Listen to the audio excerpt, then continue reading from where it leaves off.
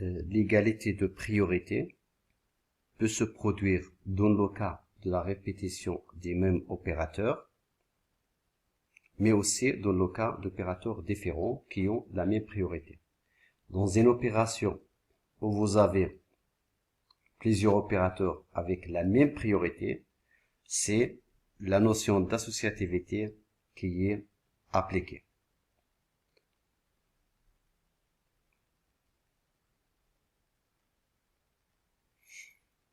L'exemple suivant, je donne 4 variables, donc A est égal à 5, B est égal à 7, C est égal à 2 et D. D reçoit la somme. Donc qu'est-ce que j'ai? J'ai A plus B plus C. Donc le même opérateur, ça veut dire plus, donc la même priorité. Donc dans ce cas-là, on applique tout simplement la notion d'associativité. Est-ce que je dois faire A plus B plus C? Ça veut dire je commence de gauche vers la droite et je l'affecte à la variable D. Ou bien je commence de la droite vers la gauche. Ça veut dire je dois faire C plus B plus A et je l'affecte à D. Et ben, l'associativité pour plus est de gauche vers la droite. Ça veut dire on commence par là, de gauche, et on va vers la droite. Donc le calcul se fera comme si on faisait D égale A plus B, lorsqu'on met les parenthèses qui ont la priorité absolue. C'est comme on faisait la somme suivante, c'est-à-dire A plus B plus C. L'ensemble des priorités connues sur les opérateurs que nous avons évoqués jusqu'à présent est résumé dans le tableau ci-dessous. La priorité est décroissante de haut en bas. Les opérateurs des mêmes cellules ont la même priorité même s'ils sont sur des lignes différentes. Donc, ce que nous venons de voir jusqu'à présent, nous avons vu les opérateurs unir, plus, moins, plus, incrémentation, décrémentation, l'opérateur adresse, la conversion forcée, l'opérateur de caste, et puis l'opérateur de taille. Et nous avons vu aussi ces opérateurs-là, le produit, la division, modulo, la somme et la soustraction. Alors, l'ensemble des priorités connues sur les opérateurs que nous avons évoqués jusqu'à présent est résumé dans le tableau suivant. La priorité est décroissante de haut en bas. Ça veut dire quoi? Ça veut dire que ces opérateurs-là, ils sont prioritaires que ceux-ci. Ceux-ci, ils sont prioritaires que ceux-ci. Les opérateurs d'une même cellule, ça veut dire ceux-ci, ou bien ceux-ci, ou bien là, la même cellule, ont la même priorité, même s'ils sont sur des lignes différentes. Ça veut dire quoi? Si j'ai une opération où j'ai un opérateur de cette case-là, de cette cellule-là, avec un opérateur de cette cellule-là, vous voyez que ils sont sur deux cellules différentes. Ça veut dire que j'applique tout simplement la priorité des opérateurs. Ça veut dire cet opérateur de cette case-là est prioritaire par rapport à celui-là. Par contre, si j'ai une opération où vous avez l'ensemble des opérateurs qui appartiennent à la même cellule, Donc, la même cellule, ça veut dire ils ont la même priorité. Alors, dans ce cas-là, qu'est-ce qu'on appelle? On applique tout simplement la notion d'associativité. Je vous donnerai un exemple avec cette cellule-là. Ça veut dire avec multiplication, division ou bien modulo. Pour fixer les idées,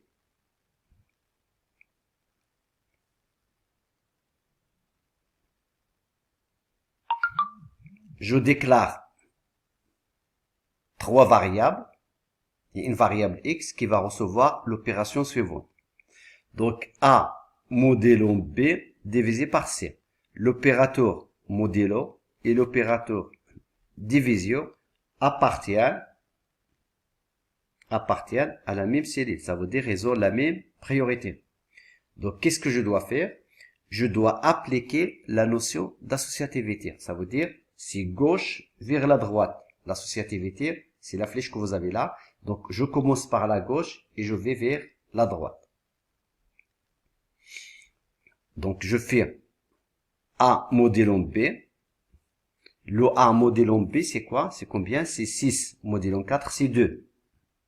2 divisé par 2 est égal à 1. Donc, le résultat, c'est, on doit en principe avoir le résultat égal à 1.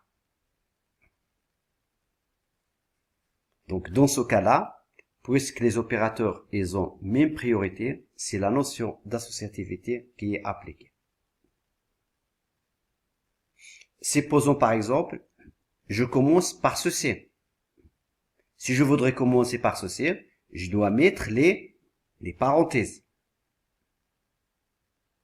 À ce moment-là, c'est quoi le résultat? Donc, j'aurai B divisé par C. B divisé par C, c'est 2. Et après, vous avez 6. Le A est égal à 6. Donc, 6 modulon 2. Le reste de la division entière de 6 sur 2, c'est 0. Donc, le résultat dans ce cas sera égal à 0. C'est pas 1 comme tout à l'heure. Tout à l'heure, c'était 1. Maintenant, c'est 0. Donc, j'enlève les parenthèses. C'est juste pour vous donner un exemple. Et je laisse le compilateur choisir la notion d'associativité. Les deux opérateurs, ils ont la même priorité. Donc, c'est la notion d'associativité qui est appliquée gauche vers la droite. Ça veut dire je commence par là et je vais vers la droite.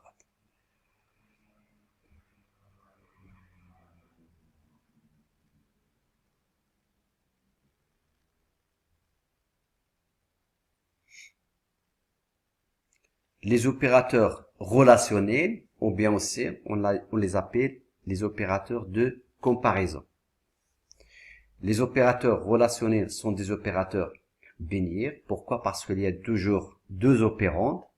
Si je mets par exemple inférieur, je mets A inférieur à B. Donc le A et le B, ce sont des opérandes. Donc ce sont des relations, les opérateurs relationnels sont des opérateurs binaires. Pouvant agir sur des opérandes de différents types et produisant comme résultat une valeur de type logique.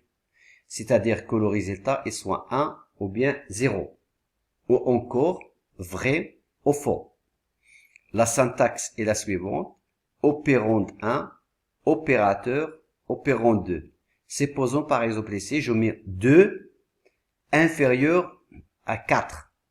Est-ce que c'est vrai ou faux? Oui, 2 inférieur à 4. Donc le résultat c'est 1.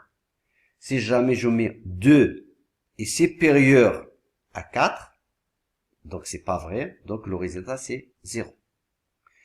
Pendant que dans une expression arithmétique, le type pouvait être celui de l'opérande 1 ou celui de l'opérande 2, le type d'une expression relationnelle est nécessairement booléen. Dans une expression arithmétique, l'addition, la multiplication ou bien la soustraction, lorsqu'on fait le type 1 plus le type 2, donc le résultat c'est tout simplement soit le type 1 ou bien le type 2, c'est-à-dire le type le plus fort. Si je fais un entier plus un entier, c'est un entier. Si je fais un entier plus un réel, c'est un réel. Si je fais un réel plus un double, c'est un double. Donc là, vous avez le résultat, c'est un type. Par contre, dans une expression relationnelle, le résultat, c'est toujours booléen. Logique. Exemple, vous avez, pour un opérateur arithmétique, j'ai opérande 1, il est de type T1, l'opérande 2, il est de type T2. Donc le résultat, c'est le type, soit le type T1 ou bien le type T2. Ça dépend celui qui est plus fort que l'autre. Par contre, pour un opérateur relationnel, j'ai opérande 1, il est de type T1, comme ici. J'ai l'opérande 2, il est de type T2. Mais le résultat, c'est pas comme ici. C'est un type logique. Ça veut dire c'est 1 ou bien 0. Liste des opérateurs relationnels. Les opérateurs relationnels sont des opérateurs de comparaison. Ils sont une production des signes mathématiques correspondants. Ils ont la signification. Donc vous avez inférieur, inférieur égal, supérieur, supérieur égal, égalité. D'accord? Ça c'est l'opérateur égalité. En mathématiques, on fait ceci, mais en langage C++, c'est égalité comme ça. Ou bien différent, d'accord? En maths, on utilise différent. En langage C++, c'est point d'interrogation, pardon, point d'exclamation avec l'opérateur affectation, c'est tout simplement, c'est l'opérateur différent. Exemple d'expression relationnelle. J'ai par exemple 10 est supérieur à 2, c'est vrai, j'aurai soit vrai, true, ou bien 1. 1 inférieur à 10, c'est vrai.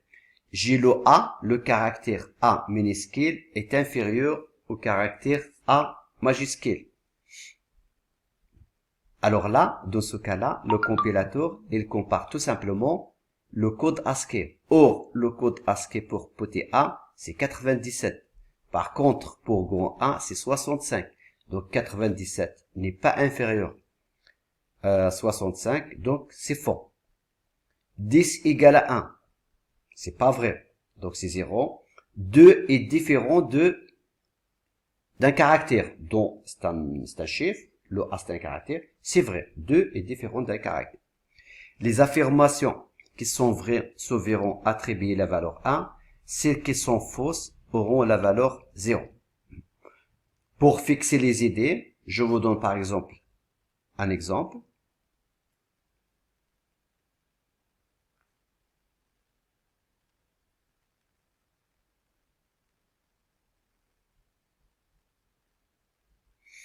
Je déclare une variable logique. Je mets x et je fais x égale l'exemple que je vous ai montré tout à l'heure, a inférieur à grand A. Point virgule. Et j'affiche. Donc c'est l'exemple que vous avez là. Le caractère A, petit a, est inférieur ou égal au caractère inférieur ou égal. Donc lorsque je compile, vous voyez, le résultat c'est 0 parce que là, le petit a, son code ASCII c'est 97. Donc là, il compare les codes ASCII. 97 n'est pas inférieur ou égal à 65. Ça c'est le code ASCII pour A. Par contre, donc c'est 0. Par contre, si je fais supérieur ou égal, donc le résultat ici c'est 1 parce que c'est vrai. Parce que le code ASCII pour petit a est supérieur au code ASCII petit b. Grand A. La même chose, je vous donne cet exemple-là, par exemple, 10 égale à 1.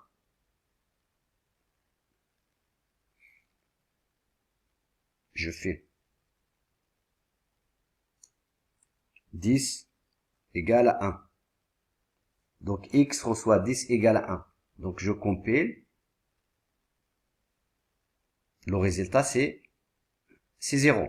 Pourquoi? Parce que 10 n'est pas égal à 1. Par contre, si je mets ces 10, vous aurez 10 égale à 10. Donc le résultat c'est 1 et qui sera associé à la valeur booléenne x.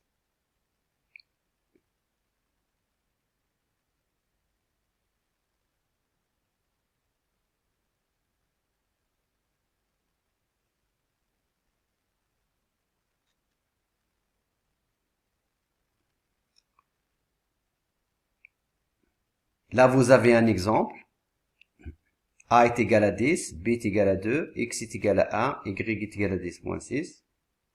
Là, le caractère E est égal petit a, V est égal grand A. Alors, j'affiche A est supérieur à B.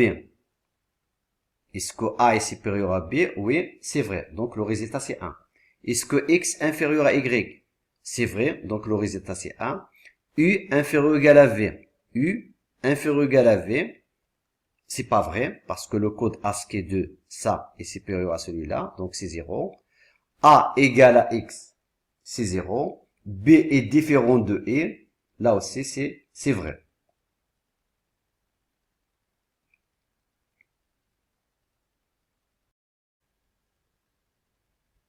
Comme remarque.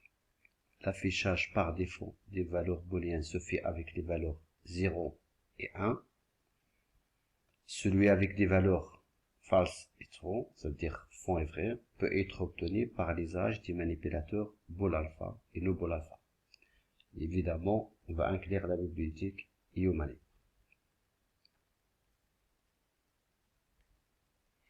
Donc là, vous avez un exemple. Je voudrais afficher cette comparaison. 10 est supérieur à 2. Le résultat, c'est 1. Mais lorsque j'utilise un manipulateur bool alpha, donc au lieu d'avoir 1, il va moduler tout simplement true.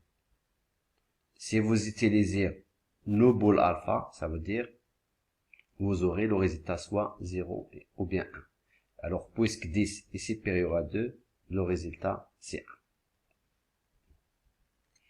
Je reviens sur l'exemple de tout à l'heure.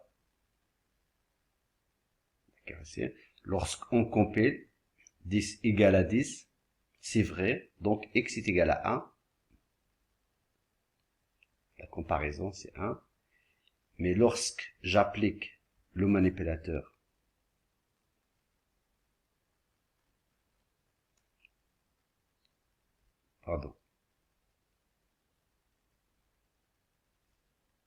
bool alpha, je compile. Donc là, le résultat, vous avez, au lieu d'avoir 1, vous avez vrai. Si vous appliquez no bool alpha, vous aurez, donc à ce moment-là, vous aurez la valeur 1. Voilà. Donc, en appliquant les manipulateurs bool alpha ou bien no bool alpha, vous pouvez avoir le résultat comme vous désirez.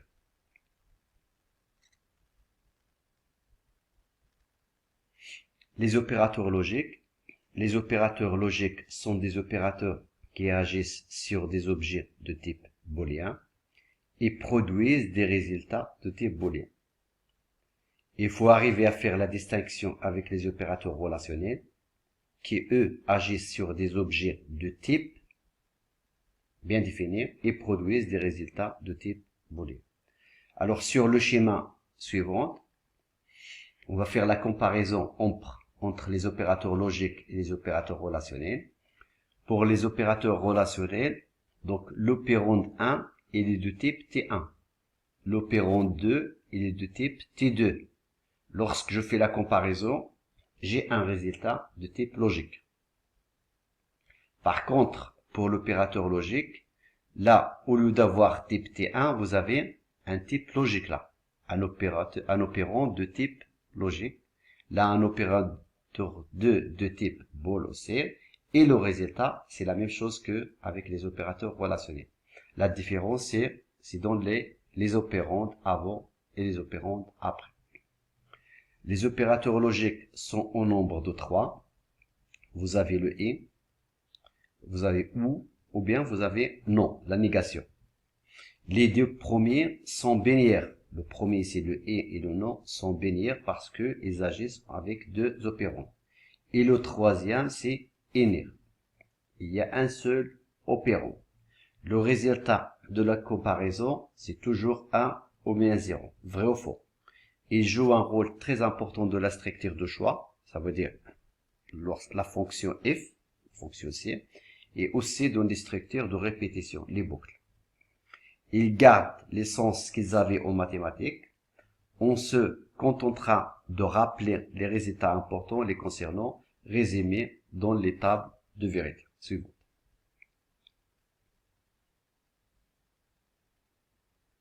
Donc vous avez l'opérateur logique et lorsque ici c'est faux, là c'est faux, le résultat c'est faux.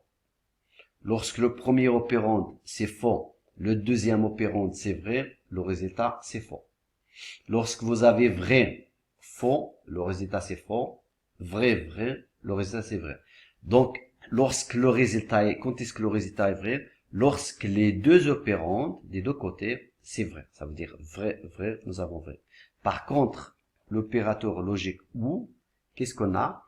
On a fond, fond, c'est fond. Et c'est fait pour avoir le vrai ici. Vous avez 3 vrais. Ici, de voir l'un des deux est vrai. Donc ici, c'est faux. Là, c'est vrai. Donc c'est vrai. Là, c'est vrai. Faux. C'est vrai. Là, c'est vrai. Vrai. Donc il faut au moins avoir un pour être vrai. Pour la négation, le non vrai, c'est faux. Le non faux, c'est vrai. Voici quelques exemples pour fixer les idées. 5 inférieur à 10 et 6 est supérieur à 3 devient d'abord 5 inférieur à 10, le premier opérand ici. Donc, il est vrai, donc 1. Tout ce qui est différent de 0, c'est vrai. Ça veut dire c'est 1. 6 est supérieur à 3, c'est vrai, donc c'est 1. Donc, après ceci, on a cette opération-là. Donc, 1 et 1. Vrai, vrai, donc le résultat, c'est vrai. Si A est égal à 5, B est égal à 10, C est égal à 6, D est égal à 3, alors l'expression ci-dessus, on peut l'écrire de cette façon-là. A inférieur à B et C est supérieur à D. Et il donnerait le même résultat que tout à l'heure, que cette expression-là. Vous avez l'opérateur de négation. Non A égale à B. D'abord, nous avons des parenthèses ici. Est-ce que A égale à B? Donc, A est égal à 5, B est égal à 10. A n'est pas égal à B. Donc, c'est faux. Donc, ça deviendrait quoi? Non faux. Ça veut dire 0. A n'est pas égal à B. Non faux donnera vrai, 1. Et aussi, lorsque vous avez le A ou B, le A est égal à 5, ou B est égal à 10. Le 5, c'est vrai, donc on le remplace par 1. Le 10, c'est vrai, on le remplace par 1. Donc 1 ou 1, donc c'est 1.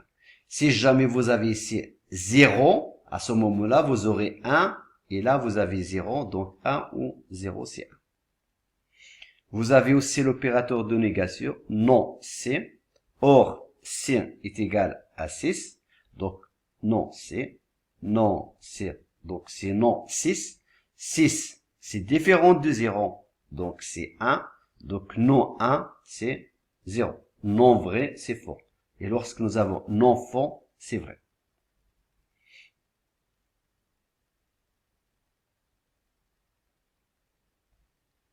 Les priorités et les associativités. L'opérateur unir est prioritaire sur tous les opérateurs arithmétiques, binaires et sur les opérateurs relationnels.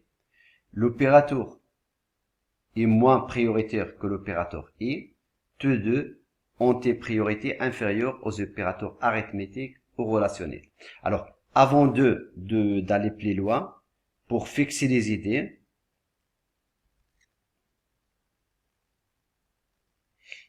avec les opérateurs logiques, je viens ici et je vais mettre x par exemple reçoit 2 inférieur à 5.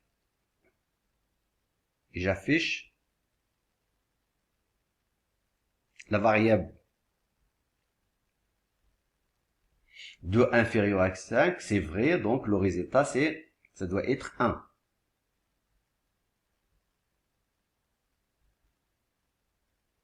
Je peux faire par exemple, je déclare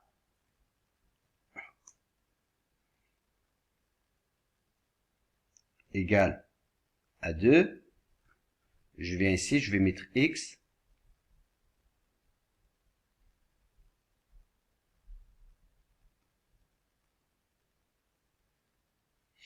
Vous voyez? Donc, a est égal à 2. D'accord? Le a, je remplace a par 2. Donc, c'est vrai, c'est différent de 0. Donc, non 2, ça veut dire non 1. Ça veut dire non vrai. Ça vous donne faux. Ça veut dire le résultat, c'est 0. Par contre, si vous mettez a est égal à 0, d'accord? A est égal à 0. donc non A, donc le A, je le remplace par 0, donc 0, donc c'est 0, donc non faux, donc le résultat sera vrai, ça veut dire c'est 1. La même chose, je peux faire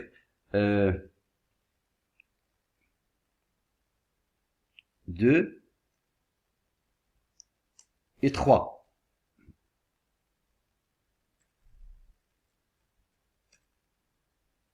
Deux c'est vrai, donc c'est 1. Le 3 c'est vrai, c'est 1. Donc le résultat c'est 1. Par contre, si je remplace 3 par 0, qu'est-ce que vous avez? Le premier opérand 2, c'est différent de 0, c'est 1. Et là est égal à 0, c'est 0. Donc là, le résultat c'est 0.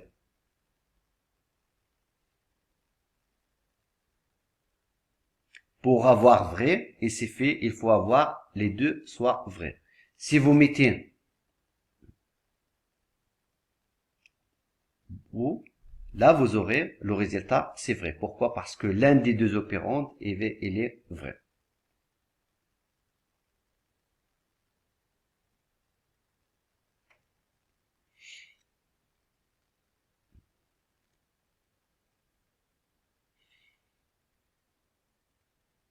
Alors maintenant, pour les priorités, on vous a dit que l'opérateur ENIR est prioritaire sur tous les autres opérateurs arithmétiques. L'opérateur OU est moins prioritaire que l'opérateur I. Ça veut dire quoi? Si je vais dans l'exemple tout à l'heure, et je vais mettre, par exemple,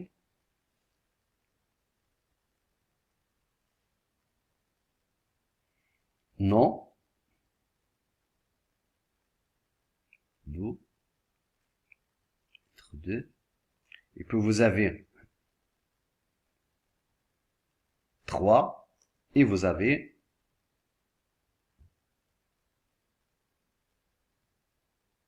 0.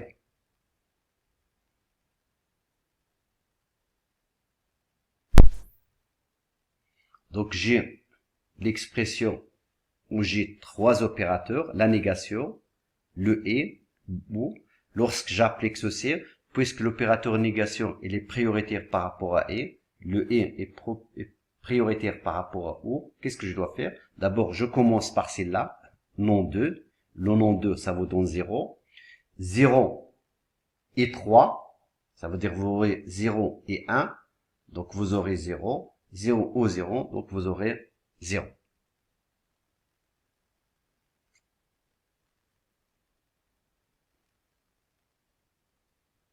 Donc la négation est prioritaire par rapport au opérateur et il est propriétaire par rapport à. Donc lorsque vous avez aussi tous ces opérateurs sont associatifs de gauche à droite, par exemple si on a ceci, donc D de type logique reçoit A et B et C est équivalent tout simplement à A et B puisque l'associativité c'est tout simplement de gauche vers la droite. Alors, dans la suite, nous avons, en regroupant les règles de priorité des opérateurs arithmétiques, relationnels et logiques, on a abouti à un tableau unique. La priorité est décroissante de haut vers le bas. Alors, dans ce tableau-là, vous avez l'ensemble des opérateurs que nous avons vus jusqu'à présent.